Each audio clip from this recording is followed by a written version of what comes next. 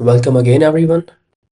तो आज हम बात करेंगे डाटा टाइप्स, वेरिएबल्स और बेसिक इनपुट आउटपुट के बारे में। तो स्टार्ट करते हैं डाटा टाइप से। अब कंप्यूटर में हम जो भी चीज़ें इनपुट कर रहे हैं या प्रोग्राम कर रहे हैं, तो इन दी एंड हमें यही चाहिए ना कि वो कंप्यूटर उसको कुछ उसे कैलकुलेट करे या फिर मैनिपुलेट करे उसको एंड कुछ प्रोसेस करे। तो उसके लिए कंप्यूटर को, कंपाइलर को पता होना चाहिए कि वो किस टाइप का डेटा है, उस पे कौन से ऑपरेशंस परफॉर्म हो सकते हैं। तो वही तो वो तभी करेगा। तो उसके लिए हमें एक डेटा टाइप स्पेसिफाई करनी होती है, ताकि उस कंप्यूटर को, उस कंपाइलर को पता हो कि वो जो हम डेटा उसको दे रहे हैं वो किस तरह का है, कैसे कैसे ऑपरेशंस उस पे हो सकते हैं। तो सी लैंग्वेज में ऐसे ही कुछ डेटा टाइप्स होती हैं जिसके बारे में हम आज पढ़ेंगे। एंड उनके एग्जांपल्स हैं इंट, फ्लोट, डबल, कैर, वॉइड। इंट जैसे कि हमने लास्ट वीडियो में देखा था इंटीजर के लिए। फ्लोट, फ्लोट डेसिमल वैल्यूज़ के लिए होता है, जिसमें हम डेसिमल के बाद कुछ वैल्यूज़ देना चाहें। डबल, डबल भी डेसिमल के लिए होता है, बट इसको हाई प्रिसीजन के लिए यूज़ करते हैं। अगर हमें डेसिमल के बाद काफ़ी ज़्यादा वैल्यूज चाहिए होती है तब हम डबल यूज़ करते हैं। जैसे एग्जांपल में हमें दिया है, जैसे फ्लोट में अगर हमें सिर्फ बाई की वैल्यू इनपुट करवानी है तो उसके लिए 3.14 इनफ है। बट अगर हमें और भी ज़्यादा प्रिसीजन के साथ, ज़्यादा डेसिमल वैल्यू के साथ करनी है तो उसके लिए हमें उसे एक्सटेंड करना पड़ता है। फ्लोट जनरली डेसिमल के बाद 6 डिजिट्स तक, लाइक 6 ज़ीरोस तक इनपुट लेता है। डबल उससे ज़्यादा भी ले सकता है। एंड देन है कैर। कैर इज़ कैरेक्टर। अब हमें कोई कैरेक्टर इनपुट करवाना है, जैसे यहाँ पे दिया है ए, तो उसके लिए हम कैरेक्टर यूज़ करते हैं। अब कैरेक्टर के लिए हम कह सकते हैं कोई भी अल्फ़ा न्यूमेरिक वैल्यू, वो चीज़ कैरेक्टर में आती है, जिसको हम आगे डिस्कस करेंगे। एंड देन है वॉइड। अगेन मैं वही कहूँगा, वॉइड इज़ वॉइड। वॉइड में हम कुछ स्टोर नहीं करते। वॉइड इज़ नथिंग, नथिंग में हम कुछ स्टोर नहीं कर सकते, राइट। तो अब हम आगे बढ़ते हैं। अब हमने देखा है, जैसे ये तो थी डेटा टाइप्स। यहाँ पे लिखा है डेटा टाइप्स के साइज़, कि ये डेटा टाइप कितना साइज़ लेती है। बिकॉज इन दी एंड हम कुछ भी कर रहे हैं, कोड लिख रहे हैं, वो एग्जीक्यूट होगा तो कंप्यूटर की मेमोरी यूज़ करेगा, स्टोरेज यूज़ करेगा। एंड एक अच्छी कोडिंग के लिए हमें ऐसा प्रोग्राम लिखना होता है जिसमें मिनिमम मेमोरी यूज़ हो एंड वो फास्ट एग्जीक्यूट करे। वो एक गुड प्रोग्रामिंग हैबिट होती है। तो उसके लिए हमें देखना होता है हमें किस डेटा टाइप की रिक्वायरमेंट है, हम किसको यूज़ कर रहे हैं। अगर हमें सिर्फ टू को इनपुट करवाना है एंड हम फ्लोट यूज़ कर रहे हैं तो वो सही नहीं रहेगा, हम इंटीजर ही यूज़ करेंगे। अब नेक्स्ट है मॉडिफायर्स। मॉडिफायर्स क्या होते हैं? मॉडिफायर्स भी इसी चीज़ को एक्सटेंड करने के लिए होते हैं, जिसको हम मैं जब आपको एग्जांपल दूंगा तब बताऊंगा। तो अब नेक्स्ट है वेरिएबल्स। अब मैथ्स में जैसे वेरिएबल्स होते थे एक्स एंड वाई, जिसको हम वैल्यूज़ देते थे, अज्यूम करते थे, वैसे ही कुछ वेरिएबल का कॉन्सेप्ट इधर है। जैसे यहाँ पे एग्जांपल में दिया गया है इंट नम इक्वल्स टू 0। यहाँ पे जो हमारा वेरिएबल है वो है नम। इंट डेटा टाइप है एंड देन उसको क्या वैल्यू दी गई है 10। जैसे हम मैथ्स में लिखते थे कि एक्स की वैल्यू लेट्स से 2 है, तो वैसा ही इसमें लिखा हुआ है कि नम की वैल्यू 10 है, जो कि एक इंटीजर है।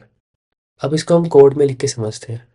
अब जैसे हमने लास्ट वीडियो में डिस्कस किया था, कोई भी प्रोग्राम स्टार्ट करने से पहले हमें कुछ चीज़ें करनी पड़ती हैं, जो कि हैं hash include stdio dot h, उसके बाद int main parenthesis then curly braces. अगर आपने फर्स्ट वीडियो देखी है तो आपको इसका आइडिया होगा कि मैंने क्या किया है यहाँ पे। एंड अब हम डिस्कस करने वाले थे वेरिएबल्स के बारे में। तो वेरिएबल्स हम डिक्लेयर कैसे करते हैं, राइट। तो जैसा मैंने एग्जांपल दिया था उसी को ले लेते हैं, x इक्वल्स टू 2। अब इसमें x एक वेरिएबल हमने माना है जिसकी वैल्यू 2 है, बट ये रेड लाइन शो कर रहा है, यानी सिंटेक्स में कहीं ना कहीं गलती है। और जैसे मैंने बताया था कि हमें कंपाइलर को बताना होगा कि जो हम वैल्यूज़ इनपुट करवा रहे हैं वो किस डेटा टाइप की हैं। अब यहाँ पे जो 2 है वो एक इंटीजर है, हम एज ए इंटीजर उसे गिव करा रहे हैं, जैसे कि यहाँ पे इसमें पॉपअप में दिखाया अभी, राइट। तो अब इसको लिखने के लिए हमें वेरिएबल के पहले लिखना होगा कि वो वेरिएबल इंट डेटा को स्टोर करेगा। इस कोड में क्या है, अगर हम इसे समझे तो एक्स एक वेरिएबल है जिसका डाटा टाइप इंट है, इंटीजर है, यानी जो एक्स वेरिएबल है वो इंटीजर डेटा टाइप को स्टोर करेगा एंड उसकी वैल्यू हमने बाद में दी है 2। So this is the code. अब इस कोड में स्टिल एक रेड लाइन आप यहाँ पे देख रहे, रेड डॉट शो हो रही है, यानी इसमें कहीं ना कहीं एरर है। तो वो एरर क्या है? तो अब आप रिकॉल करें तो मैंने फर्स्ट वीडियो में बताया था कि इसके अंदर कोई भी हम स्टेटमेंट देते हैं तो हमें उसको एंड करना होता है। किससे? सेमीकोलन से। तभी वो स्टेटमेंट एक कंप्लीट होती है, तभी वो एग्जीक्यूट होती है। अब जैसे ही मैं यहाँ पे सेमीकोलन लगाऊंगा वो रेड लाइन डिसअपीयर हो गई, बिकॉज अभी कोड कंप्लीट है। अब अगर ऐसे ही मैं एक और वेरिएबल दूँ इसे, float pi equals to 3.14 and then again semicolon, तो अब सिस्टम के अंदर दो वेरिएबल स्टोर हो चुके हैं, एक है x, एक है पाई, जिन वेरिएबल्स की वैल्यू है 2 एंड 3.14। तो this is the way how we declare variables in C. अब ऐसे ही अगर हम कोई कैरेक्टर वेरिएबल स्टोर करवाना चाहते हैं तो वो भी कर सकते हैं। उसके लिए अगेन हमें लिखना होगा कैर, बिकॉज वो जो वेरिएबल होगा वो कैरेक्टर डेटा टाइप स्टोर करवाएगा एंड उस वेरिएबल का नाम लेट्स से हम देते हैं a, देन इक्वल्स टू, उसके बाद हमें ये चीज़ याद रखनी है, हम उसको सिंगल इन्वर्टेड कॉमास के अंदर लिखें कैरेक्टर को। तो हमने लेट्स से a लिख दिया है, देन सेमीकोलन। तो ये चीज़ एक सिंटेक्स का पार्ट होती है। अगर हमें कोई न्यूमेरिकल वैल्यू लिखनी है तो उसे हम ऐसे ही लिख सकते हैं बिना इन्वर्टेड कॉमास के, सिंगल इन्वर्टेड कॉमास के। बट अगर हमें कोई कैरेक्टर देना है तो कैरेक्टर को लिखने के लिए हमें ये लिखना होगा, बिकॉज जैसे हमने यहाँ पे वेरिएबल डिफाइन करा है, वेरिएबल के लिए हमें नहीं चाहिए, बट एक कैरेक्टर और वेरिएबल को अलग अलग करने के लिए, ताकि हमें पता चले कि हम कहाँ पे उसको वेरिएबल कह रहे हैं, कहाँ पे उसे कैरेक्टर कह रहे हैं, उसको डिस्टिंग्विश करने के लिए हम यूज़ करते हैं इन्वर्टेड कॉमास। तो ये बेसिक डिक्लेरेशन होती है सी के अंदर करने के लिए। तो अब हम बात करते हैं कि हम इसे प्रिंट कैसे करवाएं। तो अब हमने डिस्कस किया डेटा टाइप्स एंड वेरिएबल्स। अब बात करते हैं बेसिक इनपुट आउटपुट के बारे में। सबसे पहले हम ट्राई करते हैं इनको प्रिंट करने का। जो चीज़ें हमने वेरिएबल्स डिक्लेयर कर रहे हैं हमारे प्रोग्राम के अंदर, इन्हें प्रिंट करने का। प्रिंट करने के लिए हमने लास्ट वीडियो में सीखा था प्रिंट एफ स्टेटमेंट, जिसमें हमने लिखा था प्रिंट एफ, देन उसके अंदर इन्वर्टेड कॉमास के अंदर हमने हमें जो प्रिंट करवाना था वो हमने लिखा था। एंड यहाँ पे हमें प्रिंट करवाना है एक्स, पाई एंड ए। हम स्टार्ट करते हैं एक्स से। तो एक्स को प्रिंट करने के लिए हम डायरेक्टली एक्स नहीं लिख सकते, बिकॉज जैसे हमने पहले लिखा था हेलो, उसने हेलो प्रिंट करवाया था, वैसे ही हमने यहाँ पे एक्स लिखा है तो वो एक्स को प्रिंट करवाएगा, ना कि जो वेरिएबल हमने डिफाइन करा है उसे। उसके लिए हमें स्पेसिफाई करना पड़ेगा कि वो हम वेरिएबल कर रहे हैं, बिकॉज प्रोग्राम को नहीं पता चलेगा कि हम कब एक्स को वेरिएबल कह रहे हैं, कब एक्स को एक कैरेक्टर कह रहे हैं। तो उस चीज़ के लिए हमें स्पेसिफाई करना होगा कि हम कौन से डेटा टाइप को यूज़ कर रहे हैं, कौन से फॉर्मेट को यूज़ कर रहे हैं। एंड उसके लिए इस टेबल में ये जो फॉर्मेट स्पेसिफायर का सेक्शन है वो काम देगा। जैसे हमें इंटीजर, अगर हमें एक इंटीजर वेरिएबल को प्रिंट करवाना है तो हमें परसेंट डी लिखना होगा। वैसे ही एक फ्लोट के लिए परसेंट एफ, डबल के लिए percent L F, that is percent log F, and character के लिए परसेंट सी। इसे मैं कोड में समझा के दिखाता हूँ आपको। तो हमें एक्स प्रिंट नहीं करवाना, हमें एक्स की वैल्यू प्रिंट करवानी है, जो एक्स वेरिएबल है उसकी वैल्यू प्रिंट करवानी है। तो उसके लिए हमें लिखना होगा, एंड एक्स क्या है? एक इंटीजर, एक इंटीजर वेरिएबल है। तो उसके लिए जो फॉर्मेट स्पेसिफायर हमें यूज़ करना है वो है परसेंट डी। तो हम इन्वर्टेड कॉमास के अंदर लिखेंगे percent d, and then inverted commas ख़त्म हो जाएंगे, उसके बाद कोमा, एंड अब उस वेरिएबल का नाम लिखेंगे जिस वेरिएबल में वो इंटीजर स्टोर है, जो कि यहाँ पे एक्स है। अब उसके बाद सेमीकोलन एज ऑलवेज। एंड अब हम ट्राई करते हैं इसे प्रिंट करने का, बट प्रिंट करने से पहले सेव करना वेरी इंपॉर्टेंट। तो हमने कंट्रोल प्लस एस करके, कमांड प्लस एस करके सेव कर दिया। तो हमने ये फाइल सेव कर दिया। तो अब हम टर्मिनल ओपन करेंगे, देन हम अपनी कमांड लिखेंगे जो हमने लास्ट वीडियो में सीखी थी, gcc, then file name is z.c। इसको थोड़ा बड़ा कर लेते हैं।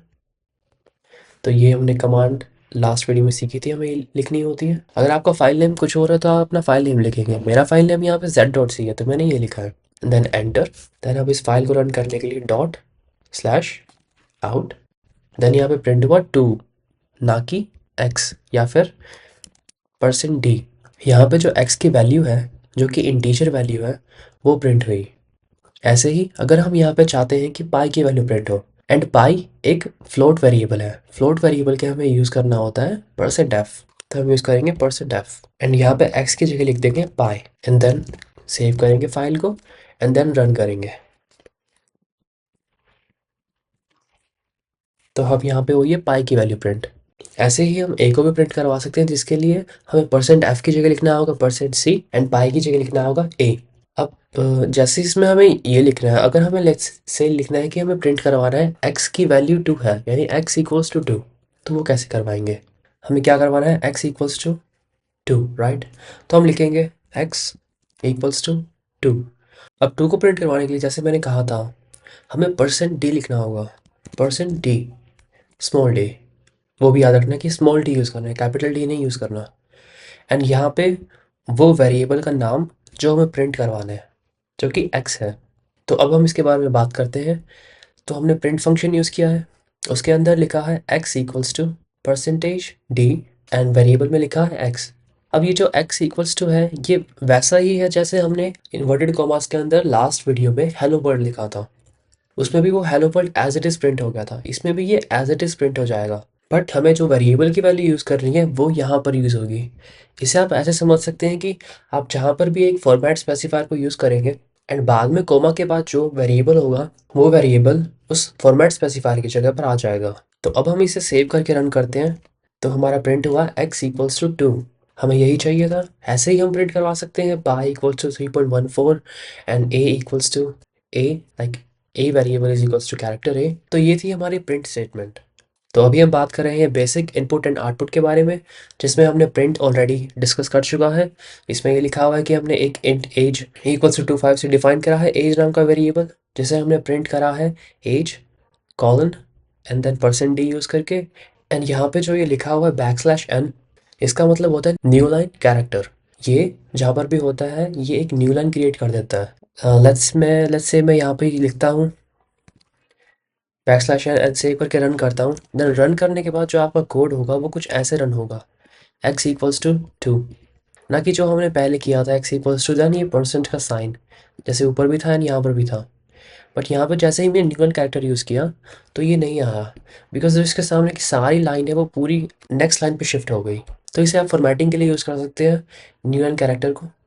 फॉर एग्जाम्पल अगर मैं यहाँ पे न्यूलन कैरेक्टर लिखने के बाद कुछ लिखता हूँ, लेट्स से मैं लिखता हूँ पाई इक्वल्स टू, अब मुझे पाई के लिए लिखना है, पाई एक फ्लोट वैल्यू है तो उसके लिए मैं क्या लिखूँगा? Percent F. अब यहाँ पे ऑलरेडी एक वेरिएबल है, तो अब मैं एक और वेरिएबल यहाँ पे लिख रहा हूँ, तो कोमा के साथ मैं पाई लिखूँगा। तो अब जो ये फर्स्ट सबसे पहले फॉर्मेट स्पेसिफायर परसेंट डी आया है, देन जो नेक्स्ट है वो है परसेंट एफ। तो ये एक्स की वैल्यू परसेंट डी में जाएगी एंड पाई की वैल्यू परसेंट एफ में जाएगी। तो अब इसको सेव करके रन करके देखते हैं। तो ये ऐसे ही प्रिंट हुआ है x equals to 2, pi equals to 3.14 and then zeros. तो ये था प्रिंट एफ का यूज़। एंड अब हम सीखेंगे स्कैन एफ। जैसा कि नाम से ही हमें पता चल रहा है, प्रिंट एफ प्रिंट करता है यानी आउटपुट देता है, वैसे ही स्कैन एफ स्कैन करता है यानी इनपुट लेता है। किससे? यूज़र से। एंड स्कैन एफ आप कब यूज़ करते हैं? जब आपको अपने प्रोग्राम को इंटरेक्टिव बनाना होता है, यूज़र इंटरेक्टिव बनाना होता है। आप यूज़र से इनपुट लेंगे एंड देन वो रन होगा। जैसे अभी तक हमने कोड के अंदर वैल्यूज़ लिखी हैं, एक्स वेरिएबल को 2 वैल्यू दी है एंड देन वो आगे एक्स की इक्वल्स टू 2 करा है। अगर हम एक्स प्लस वाई कुछ करते हैं तो वो हमें वैल्यू अगर हमने पहले से दे रखी है, let's say x equals to 2, y equals to 3, then x plus y करके हम कर रहे हैं, तो हमने वैल्यूज़ ऑलरेडी डिफाइन कर रखी है उसमें। बट इन केस अगर हमें यूज़र से लेना हो, जैसे हमने यहाँ पे जैसे ही कमांड्स यूज़ करी जीसीसी एंड ./out, ये करते ही ये आउटपुट आ गया। बट अगर हम चाहते हैं कि यूज़र पहले कुछ इनपुट दे, लेट्स से वो x की वैल्यू दे, x2 नहीं है, जो यूज़र बताएगा वो है, तो उसके लिए हम स्कैन एफ यूज़ करते हैं। तो हम इसे हटाते हैं यहाँ से एंड लिखते हैं scan f. Scan f then again print f की तरह हमें पैरेंथेसिस लगाना है एंड देन इसके अंदर भी हमें इन्वर्टेड कॉमास यूज़ करने हैं एंड इसके अंदर हमें सिर्फ फॉर्मेट स्पेसिफायर लिखना होता है, यानी वो वेरिएबल का डेटा टाइप जिसे हम इनपुट करवाना चाहते हैं।